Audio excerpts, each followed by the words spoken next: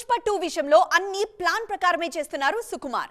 Shooting కాస్త ఆలస్యమవుతున్నా కూడా మీ ఎదురు చూపులకు సమాధానం సినిమాతో ఇస్తానంటూ ఊరిస్తున్నారు లెక్కల మాస్టారు. అన్నీ బానే ఉన్నాయి, కానీ ఒక్క విషయంలో మాత్రం సుక్కుకు కొన్నాళ్లుగా కంగారు తప్పట్లేదు. ఎంత ట్రై చేసినా ఆ ఒక్క మ్యాటర్లో ఎటో తేల్చుకోలేకపోతున్నారు సుకుమార్. ఇంతకీ ఏంటా విషయం? ఒక్కో దర్శకుడికి ఒక్కో సెంటిమెంట్ ఉంటుంది. సుకుమార్ కూడా దీనికి మినహాయింపేమీ కాదు.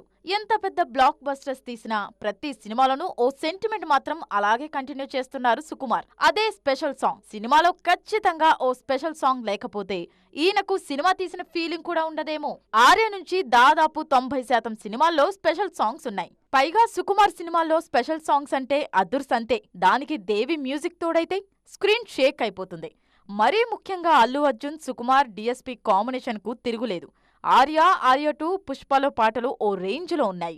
స్పెషల్ సాంగ్స్ అయితే మరీను. ఇదే సుకుమార్ కు ఛాలెంజింగ్ గా మారింది. పుష్ప 2లో ఊ అంటామని మించిన పాట కోసం చూస్తున్నారు లెక్కల మాస్టారు. పుష్పలో సమంత సాంగ్ చాలా పెద్ద హిట్ అయింది. దేశవ్యాప్తంగా ఓ ఊపు ఊపేసింది ఈ పాట. పుష్ప 2లో ఆ ట్యూన్ ను మించే ట్యూన్ మాత్రమే కాదు, సమంతను మరిపించే హీరోయిన్ కూడా కావాలి. ఇప్పటికే 2 హీరోయిన్స్ ని అనుకున్నా వర్కౌట్ కాలేదు.